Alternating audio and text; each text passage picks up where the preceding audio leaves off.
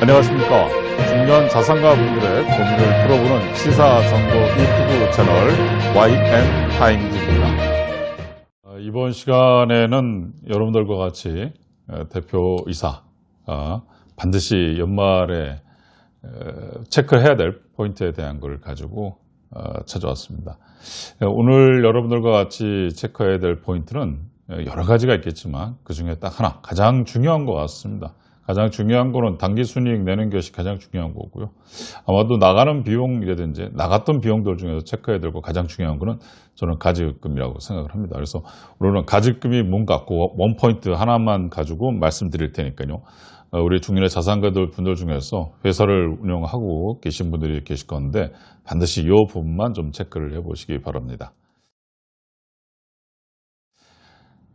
이게 구글에서 이렇게 들어서 쳐보게 되게 되면 뭐가라고 나온다 그러면 금융감독 전자공시 시스템이라고 해서 일명 말하는 다트 공시실이라고 해요. 이 다트 공시실에 들어가서 보게 되게 되면 이게 다트 공시실이라고 하거든요.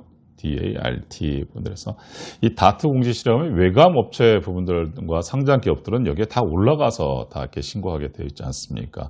또 하나는 뭐냐 그러면 일반 기업들 같은 경우에 일반 법인이 만들어져서 최소한 3년 이상 된, 그전에도 물론 가능하지만 3년 이상 된 기업체 같은 경우에 있어서는 우리가 그 기업이 신용이 어떻게 되는지 사실 잘 모르지 않습니까? 그래서 한국 기업 데이터 주식회사라는 데가 있습니다. 한국 기업 데이터 주식회사. 이 회사의 온라인 서버 중에서 뭐를 하고 있냐면 크레탑이라고 하는 이 서비스를 하고 있어요. 어떻게 생겼냐면 이렇게 출력이 되는 거죠. 이렇게 해서 신용조사 리포트에서. 그래서 여러분들의 회사, 여러분들이 운영한 회사에 대한 리포트들이 예전에는 뭐 감추고 뭐 이렇게 됐었는데 지금은 아니에요. 지금은 여러분들이 결산을 하고 나서 신고하게 되게 되면 다 이렇게 외부에 노출되게 되어 있어요. 외관 같은 거 그 이상 부분들은 어디? 다트에. 일반적인 기업 부분들에 대한 거는 한국 기업 데이터 주식회사에서 일명 말하는 여기 크레탑이라고 하는 부분들에 대한 거를 가지고 나와 있어요. 그래서 이 내용을 가지고서 여러분들의 회사가 다 오픈되는 내용이 되는 거죠. 그 중에서도 이런 것까지도 나오게 되는 거죠. 여러 가지 아까 말씀드렸던 가지급금 같은 거. 이거를 가지고서도 별도로 공부도 해요. 지금 보고 계신 사진은 저도 한국 기업 데이터 주식회사에서 나온 이 크레탑을 가지고 강의 요청이 들어와 가지고선 외부에 나가서 강의한 이 사진이에요. 이렇게 해서 여기 보시다시피. 그러니까 다시 말해서 뭐냐면 요즘에 기업에 대한 평가 부분들에 대한 거는 이미 이런 자료가 오픈되어 있어요. 그리고 은행이나 증권사, 뭐 보험사, 뭐 어디 신탁회사 어디 할 것 없이 요즘에 있어서는 자기 회사에 대한 거를 다 보고 있다. 특히 누가 보고 있다? 국세청이라든지 이런 부분들은 다 자세하게 보고 있다 이거죠. 그 중에 연말이 지나가기 전에 여러 가지가 있겠지만 첫 번째 뭐다? 단기 순이익 내는 게 그게 최고 중요하겠죠. 그리고 그 다음에 있어서 가장 중요할 거를 꼽는다 그러면 저는 가지급인 것 같아요. 이 가지급금 요거 하나만 좀 해서 여러분들과 같이 얘기하고서 한번 가죠. 다른 거 부분들에 대한 거는 제가 시간이 주어지게 되면 차분하게 해서 말씀들 드리도록 그렇게 하고요.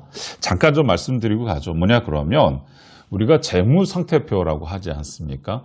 자본이 들어와서 회사가 만들어지고 그 만들어진 거에 대해서 시간이 지나가에 따라서 권리를 행사할 수 있고 우리가 지배할 수 있는 거를 나타내는 거를 재무상태표 부분들 자산계정이라고 하는데 그 자산계정에 보게 되게 되면 이렇게 나와 있어요. 뭐냐면 이게 자산계정이라고 하면 여러분들 알다시피 유동자산이 있고요. 그 다음에 비유동자산이 있지 않습니까? 그 유동자산 부분들에 대한 거에 들어가는 게 뭐냐 그러면 가지급금이 들어가요. 가지급금에 대한 거.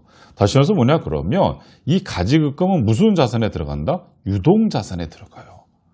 회사가 가지고 있는 언제든지 쓸 수 있는 자산이 되는 거죠. 그런데 이게 뭐냐 그러면 회사에서 돈이 나간 형태로다가 여러분들 그냥 알고 계시고 어떻게 영수가 처리가 되겠지라고 하는데 이 가지급금에 대한 거는 이렇게 나와 있어요. 어떻게 나와 있냐 그러면요. 업무와 관련이 없는 자금이 바깥으로 나갔다. 이것도 뭐냐 그러면 가지급금으로 보는 거예요. 두 번째, 유출되는 법인의 자금 중 지출 증빙이 없는 거. 다시 말해서 뭐냐면 돈은 나갔는데 영수증이 있다 없다. 없는 경우거든요. 그 다음에 자금의 귀속이 불분명. 이 도대체 돈이 나갔는데 어디에 가서 쓰여져 있는지를 나중에 찾을 수가 없는 경우. 이런 부분들에 대한 거를 가지고 결론은 누구한테 간다? 결론은 대표이사의 가지급으로 본다라고 하는 거예요. 자, 조금 있다가 이제 12월 끝나가고 뭐 여러분들에 있어서의 재무팀이라든지 총무팀에서 잘 마감을 해줄 거라 생각을 하겠지만 이 부분들에 대한 거를 여러분들 좀 담당하고 있는 파트너사인 세무사님, 회계사 분들하고 한번 얘기 나눠보세요. 그리고 한번 체크를 해보세요. 왜 그러냐면 이 부분들의 결론은 누구한테 가고 있다? 대표이사에게 가게 돼 있다라고 하는 거예요. 그래서 여러분들께서 한번 보세요. 이유 없이 돈 나간 거에 대한 영수증이라든지 이런 것이 어딘가에 정확하게 되어 있지 않다 그러면 왜 그러냐면 차변과 대변에 대한 항등식을 항상 맞게끔 되어 있지 않습니까? 그렇죠? 이게 그럼 돈이 나갔는데 이 옆에 영수증이 마감이 안 됐다 그러면 이건 어떻게 된다? 가지급이다 이거죠. 근데 그 가지급에 대한 건 누구 책임이다? 우리 대표님의 책임이다 이거죠. 오케이. 자, 세법상에 있어서의 제재 부분들에 대한 것이 아주 있어요. 뭐냐 그러면 이 부분들에 대한 거를 가지고서 입금 산입이 된대요. 이것도 참 정한 거예요. 뭐냐 그러면 여러분들의 회사에 가지급이 있으면 대표님의 월급에서 매번 가지급에 대한 이자를 가지고서 회수를 해요. 뭐냐 그러면 2016년 3월 7일까지는 6.9%였는데 3월 8일부터 몇 프로는 4.6%를 적용을 해요. 뭐 인정 이자에 대한 계산 부분들에 대한 이렇게 하라라고 나와 있지만 쉽게 얘기하면 4.6% 적용하는 부분들에 대한 건 맞아요. 그러면 10억 4,600만 원? 그러면 월 400만 원 정도예요. 이것을 가지고서 회사로다가 돈이 회사한다 그러면 회사는 뭐냐면 그걸 입금 산입을 한대요. 그럼 법인 입금 산입이라고 한다 그러면 회사의 영업 외 수익에 대한 이자가 들어오는 거잖아요. 이자 수익이라고 하는 것이 손익계산서 같은 데 가면 나타나잖아요. 그러면 돈은 가지고 여러분들의 월급에서 갔는데 법인세법 시행령 제89조에 의해서 그거는 뭐가 된다? 입금 산입이니까 법인이 이익을 낸 거로다가 하는 거니까 뭐가 진다? 법인세를 추징을 해요. 근데 가지급에 대한 이자가 결과적인 건 내 회사에 들어와서 그게 모른다 입금이 잡히고 그거에 대해 가지고 법인세를 추정하는 연결된다라고 하는 거 하나가 있어.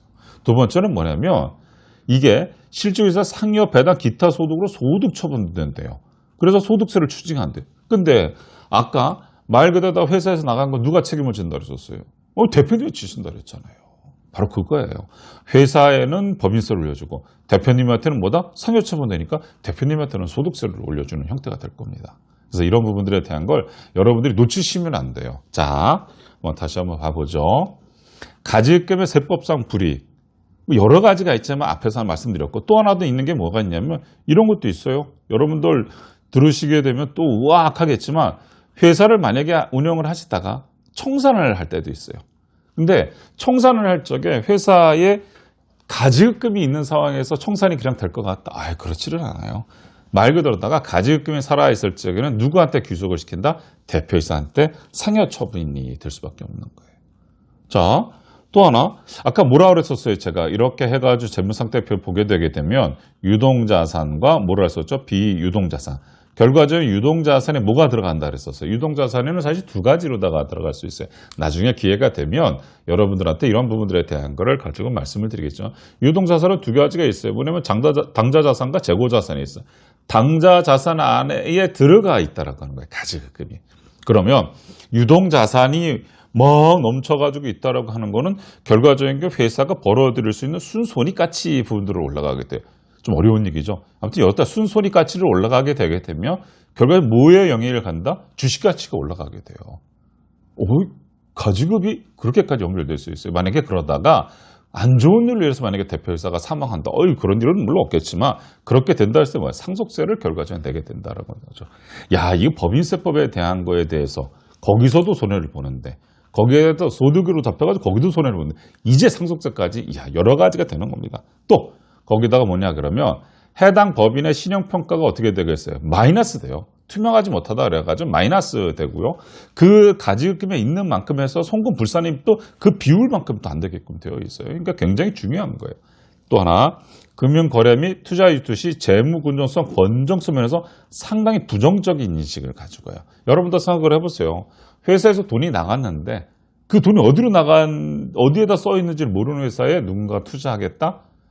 그건 아니죠. 무슨 말인지 아시겠죠? 그래서 여러분들한테 말씀드리고 싶은 게 뭐냐면 철저한 관리를 요하는데 제가 저희 세무 담당하는 세무사님이라든지 주변 분들한테 상당히 고마운 게 뭐냐 그러면 예전에 회사 설립할 때부터 이런 부분들에 대한 것을 아주 교육 부분들에 대한 거, 또 제가 이렇게 올 수 있도록 잘 해준 부분들에 대한 건 정말 땡큐한 것 같아요. 그래서 저도 마찬가지로다가 벌써 뭐 굉장히 시간이 오래됐지만 많이 법인을 설립하고자 하는 신규 지금 하시고 분들한테 항상 요 시점에 오게 되게 되면 뭐냐 그러면 회사의 가지급 부분에 대한 것이 있다 그러면 잘 한번 먼저 체크를 하라 이거죠. 왜?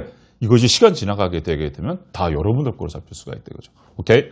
자, 오늘은 여러분들한테 연말을 앞두고 나서 가장 중요한 체크포인트 딱 하나 말씀드렸어요. 뭐 말씀드렸냐면 가지급금입니다.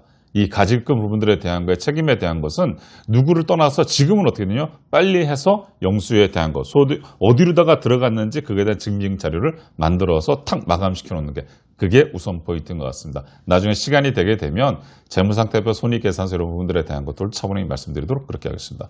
자, 다시 한번 말씀드리지만 구독, 좋아요, 그 다음에 공유도 좀 부탁드리도록 그렇게 하겠습니다. 다음 시간에 더 좋은 컨텐츠 갖고 찾아뵙도록 하겠습니다. 고맙습니다.